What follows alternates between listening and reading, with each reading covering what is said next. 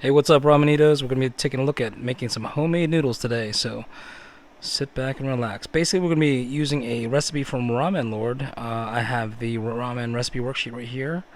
I'll share a link down below, but basically we're going to be looking at these Hakata-style noodles for tonkotsu, since I have tonkotsu broth. Here are the numbers as they are, so we're making 6 portions of 100 grams, and here we go. Notice here that according to my spreadsheet, these are 36.36% hydration, but if you're going by a bread maker standard, these are realistically 26% hydration.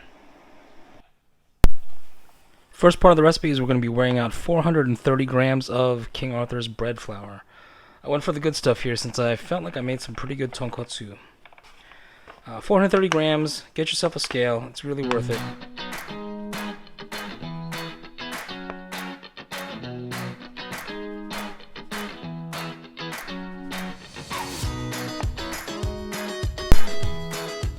Once you're done with your flour, you're going to weigh out your gluten, and then you're going to remember that your scale's not really made for this. So let's put that aside, and let's get that special scale that you bought for other thing.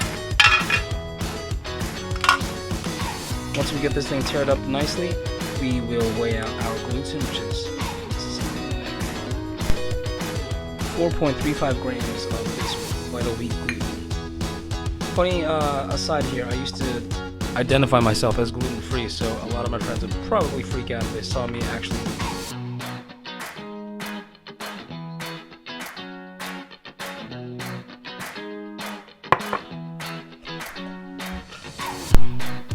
We've got 4.46 grams here, which is honestly close enough. We will go ahead and add this to our flour and move along to the salt. Now, I did pick up HEB iodized salt, which I now realize is probably not the best choice. There are other salts out there that I could have used, but this is what I had on hand. Again, 4.4 grams, and goes right into the flour mixture.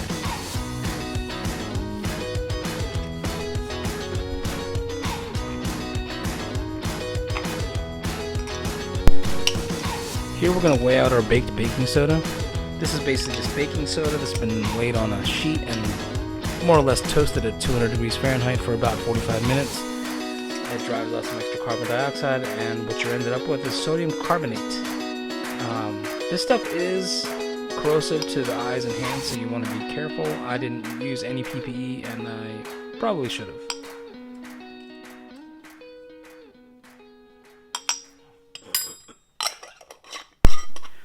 This is not going to go into the flour, this is actually going to go right into our water.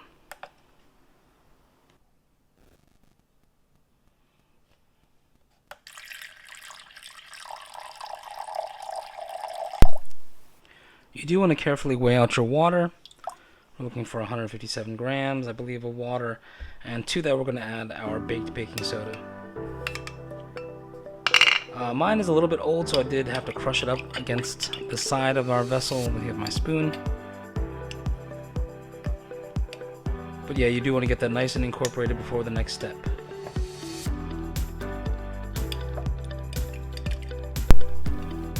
Once that is thoroughly mixed into solution, we're going to break out our artisan mixer, get that going, and get our flour mixture.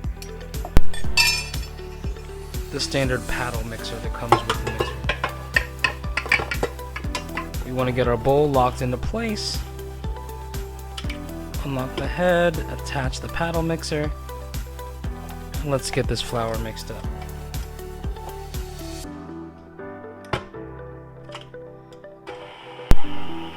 I do want to have the flour nice and incorporated with all the ingredients before we move on to our next step, which is to slowly drizzle our alkali water into our noodle dough. If this was a highly alkali solution, we'd probably see a popping change of the color from white to bright yellow, but that's not the case. We're not really working with a high alkali solution here.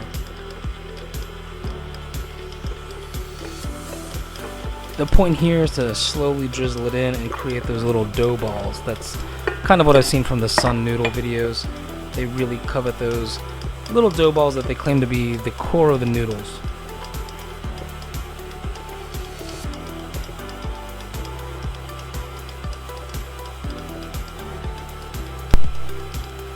I'm letting this run a little bit longer just so I get all of the flour hydrated with the alkali water.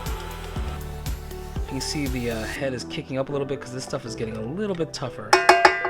Once we've got our hydrated flour, there is in fact an easier way of doing this, and I'll show it to you in another video, but all I'm doing is basically mashing this into a big giant dough ball, kneading it maybe a couple times by hand, but at this hydration level it's hard, really difficult.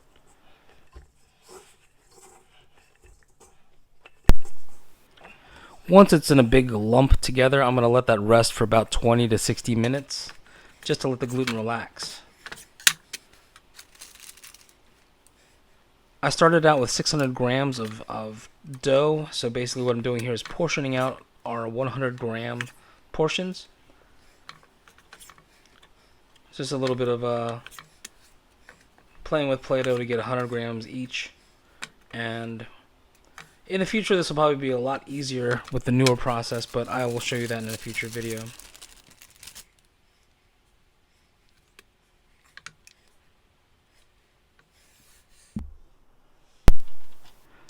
This is honestly probably the best 70 bucks I've ever spent for my ramen hobby, is this noodle attachment, pasta attachment for my KitchenAid mixer.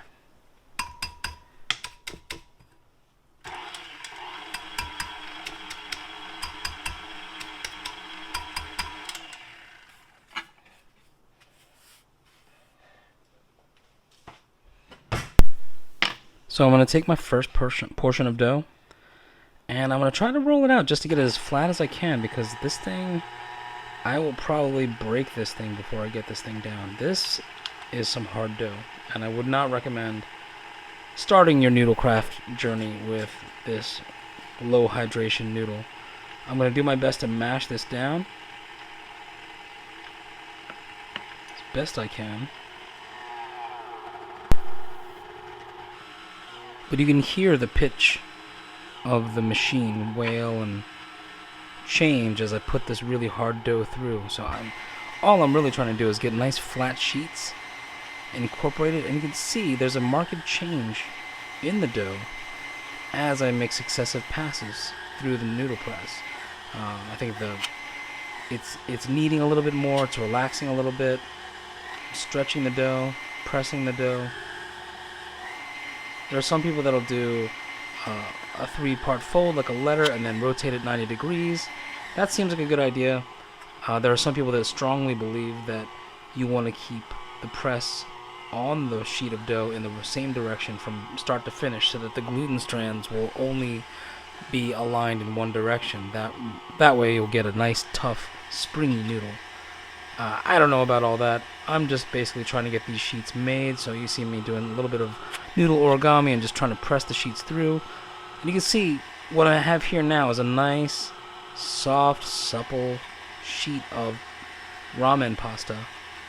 And I think this one I took all the way down to about a 6 or a 7 on the noodle press, and see these sheets, they're ready for cutting.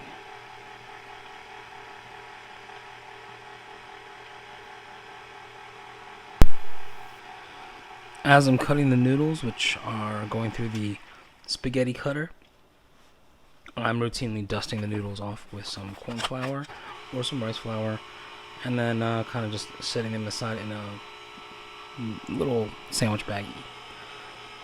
Right here I'm going to take these noodles and toss them into this little bowl and bag them up.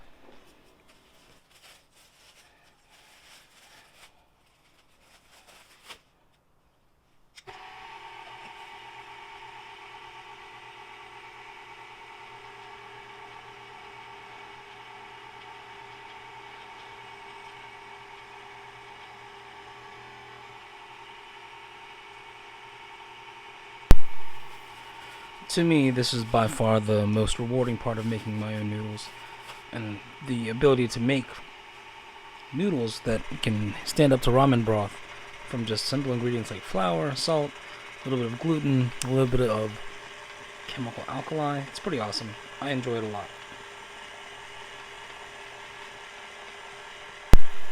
Of course, some of those irregularities in the dough will cause these little fragments to be created, but that's okay because those are for the kids. Once you've got these noodles bagged up and with a little bit of flour, corn flour, rice flour, whatever, they'll stay pretty well in the fridge for up to 10 days.